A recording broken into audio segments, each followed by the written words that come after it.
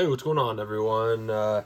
Back with today, actually, some legit knife content. Today we're going to be answering the rather old, age-old question, or just the last couple of years. What is better, a knife that's running on washers or one that's running on bearings? I definitely have both in my collection and quite a few of each. I think the basic line up front, newer knives for the most part, or newer designs are definitely going to be running bearings, whereas, older school or older style knives, not dissimilar to this Sabenza 31, they're going to be running washers. So I wanted to go over kind of the pros and cons, and I think maybe some of the things that I say may be a little bit controversial, or you may argue against them, but this is just based on my opinion. And if you have a different opinion on things, please feel free to leave it in the comments below. Before we jump into kind of my observations as far as bearings go or washers, I want to say kind of my basic line up front is I think that bearings are more fun, but washers are more satisfying. Being able to break them in, etc. One of the rumors that I kind of want to debunk, though, that you hear all the time is like, oh, knives that are running washers, that accounts for tighter tolerances, etc.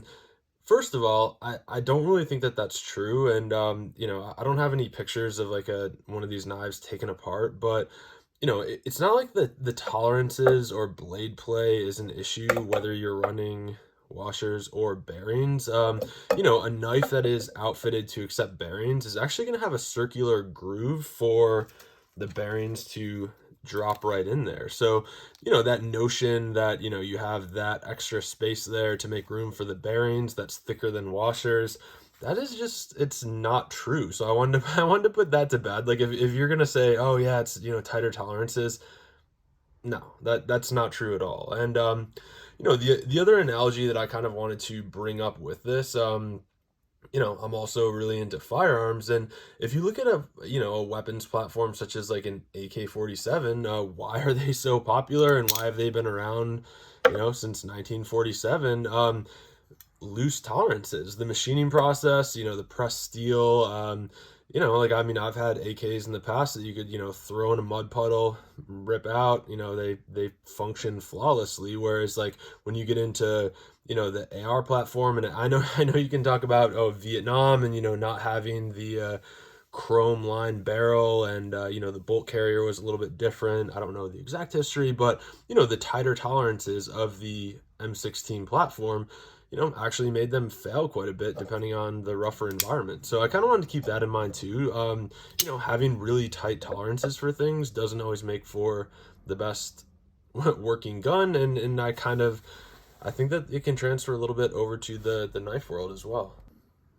All right, and without further ado, we're going to jump right into talking about bearings. Certainly arguments have been made that bearings allow manufacturers to get away with looser tolerances, but what I want to, the example I want to use to refute that is going to be something like this J-Cape 3.5. This is running on bearings. These are still OEM bearings. I haven't switched them out at all, but most of the major Chinese OEM manufacturers we're seeing, whether it's Riot, WE, Reich, etc.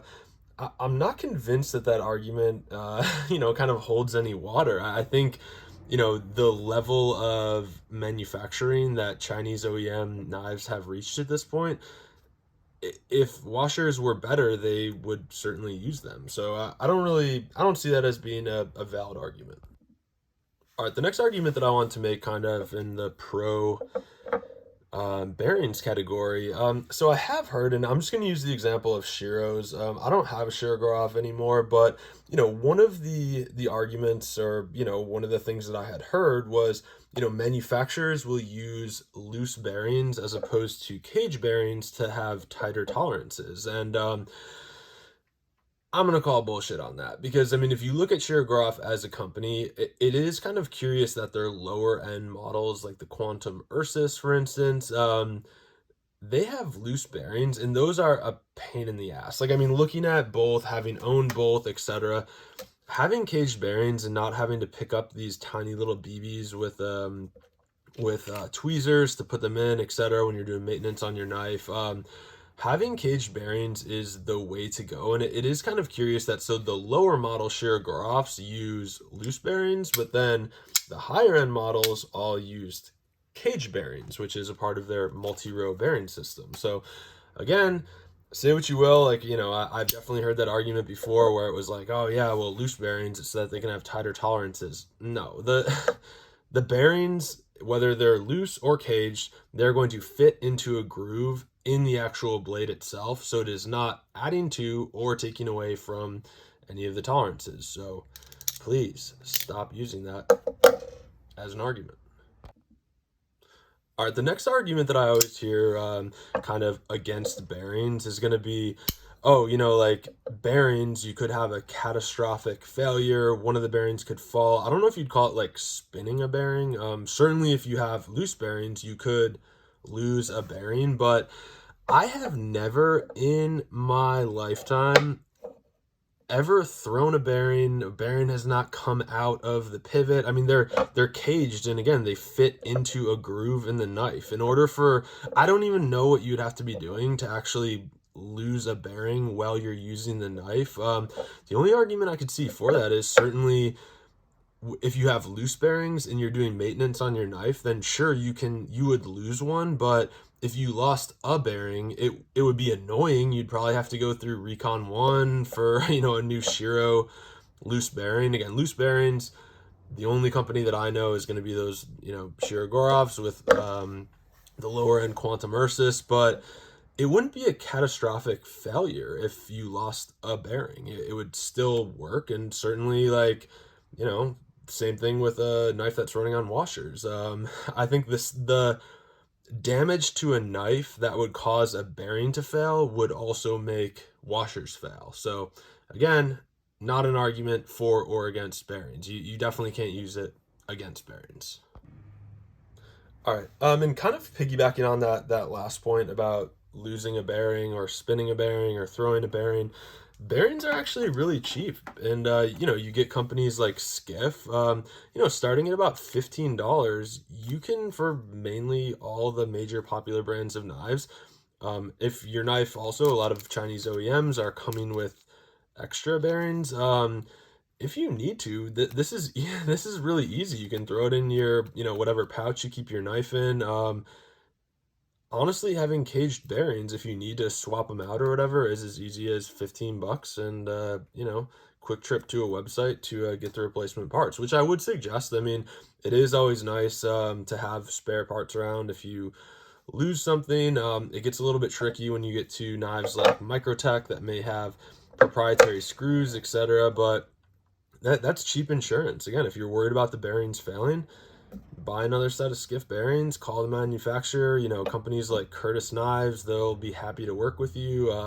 This Demco 8020, with how popular they are these days, it's really easy to get spare bearings, and so again, not a valid argument. All right, and the last thing that I wanted to cover with knives that are running bearings, because I'm a huge fan. They're definitely taking over my collection, I would say. The coolest thing to me about knives that are running on bearings is being able to open and, more importantly, close with one hand. I've said it in the past, but I really think with the advent of bearing pivots, the whole like assisted open knives, which I have this Benchmade right here, it's really old, it's kind of negated that. Oh, that thing is dirty. Ugh, use your stuff, right? So it's kind of negated because this one isn't so bad to close after you open it, but a perfect example is going to be this Spyderco Search and Rescue, kind of like an emergency knife. When you fire this thing, it's very hard and almost dangerous to close with one hand because you have that spring tension push button auto, and like this thing, like, right, I don't want to cut myself on YouTube, but it's very challenging to close once you have it open, and that has to be at least 50%. Like, if I don't know, I know like even like Bali songs back in the day were made so that people that were tree trimmers would be able to open a knife with one hand. Opening a knife with one hand is all well and good, but if you can't close the knife after you're done with one hand easily and safely, it just doesn't make any sense to me. Like, and that's where you get to this like something obscene J cape. I can open it with one hand. It's very controlled closing. I'm not working against a spring. And I would venture to say, I mean, if you hit something with a flipper tab, it is damn near as fast as an auto. Boom. Like there's no real difference there. Like, I mean, you can't use milliseconds as an argument. So that's gonna be my last argument. Pro bearings, why I love knives with bearings. All right, now that we've wrapped up knives running on bearings, I wanted to get into knives that are running on washers. And you know, with the exception, like as far as my collection goes, with the exception of Chris Reeve, all the knives that I have that are running washers are going to be old knives. For instance, you know, this, oh, I got a little oil on there, trying to keep it, I don't want this S30V to rust, but you know, my Lone Wolf collection, certainly, like these are all running on washers. You know, it's pretty nice, but again, the tolerances aren't any tighter than something with bearings. And the last one will be this one. So I will say, as far as like Chris Reeves go, it is extremely satisfying to break them in. And before I go on, I just wanted to make a plug. So this is going to be a new one for me, and this thing was brand new. I definitely put these snails in it, but this is going to be a MagnaCut Large Sebenza 31. And the person that I purchased this from, I got it cheaper than, you know, what people were asking, because he actually used some kind of like lapping compound on the bronze washers, yeah, to kind of try to speed up the action a little bit. And I just wanted to say, like, and he also put, you know, this is running dual thumb studs on it, which is nice, but I was definitely apprehensive, because I was like, man, if you take down those washers too much, I thought maybe, you know, the lockup wouldn't be great, etc. There'd be blade play. There is none to speak of, but the only thing this has going for it and why it flicks open like that is because of the dual thumb studs. Me having this Chris Reeve that I kind of Frankenstein together has better action just from using it, but it took time. I mean, you can see on the thumb stud there, like, you know, to the just south of the thumb stud, it's kind of wearing out the Damascus a little bit. I put the time in to break this in, and it is way better than than taking rubbing compound to the washer. So just keep that in mind. You know, you should never be in a real big hurry. Like, you know, if you use your stuff, it will get to where you want to go, and then you're not risking, you know, taking too much off the washers. So this one, again, it's still fairly stiff. But, you know, the guy, I'm glad that he didn't take it down even more, but just let the, you know, let time do the work, man. Like, just use your stuff and it will break in. So that was kind of my plug I wanted to make comparing these two, but I'm super excited to have this one in my collection. I've heard various things about Chris Reeve's MagnaCut, but this is going to be one that I carry every day, throw in my pocket. I'm going to beat the hell out of this thing, and I'm really happy to have a nice CRK user back in my collection. All right, the next plug that I wanted to make as far as washers go is just going to be the feeling of opening a knife on washers. I will say, so if you have a knife that's running on bearings, the speed in which the knife opens is consistent through the entire draw stroke of the knife. With washers, what I've noticed, and it's very satisfying, the blade actually kind of, as it slides and builds up inertia, it kind of like picks up speed and becomes easier as you start, you know, opening the knife. So I think that that's worth noting, and what that equates to is like a very satisfying hydraulic bank door, you know, freaking like G63 AMG type feeling, like very, very nice and very satisfying. It makes it feel like it's high quality.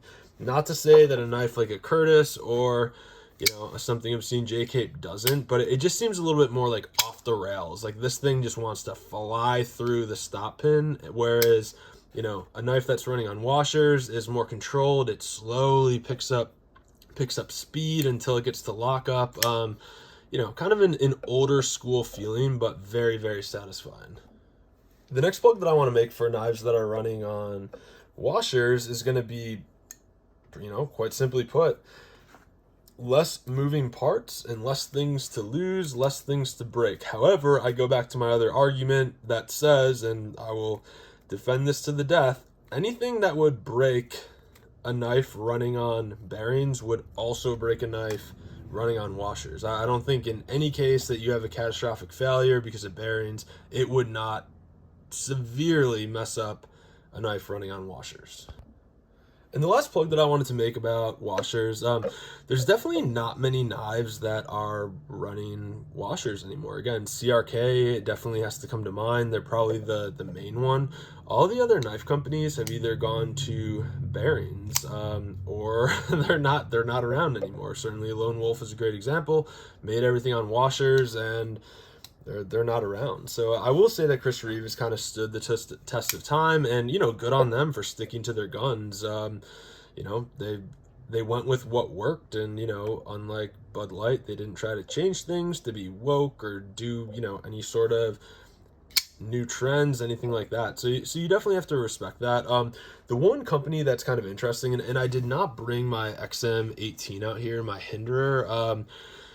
I had one of the older ones, but then I sold it, which had like the tri-way pivot system, and I'll post a picture of it here because I think it's a really cool ad when the tri-way pivot first came out. But it gives you the option to run either bearings, Teflon washers, or bronze phosphorus, and I can unequivocally say that my XM18 that is like old school, so it's not running the tri-way pivot system. I really can't tell the difference whether I'm running any three of those things. It's all pretty much the same. So different strokes for different folks. You got to go with, what your gut tells you, what you want to go with, but there just seems to be a very marginal difference. And I think that the XM18 with the tri-way pivot, that's a perfect example because again, like you're basically using it as a vessel to try out washers versus bearings, and honestly, it's pretty negligible. Like nothing really stuck out. I actually prefer an XM18 on washers, come to find out. So, just some food for thought there. We'll wrap this up, but would love to know your comments on this. What do you prefer? Do you prefer a knife or a folding knife that is running washers or bearings, or are you simply a purist and like fixed blades? But appreciate y'all tuning in, and we will catch you next time.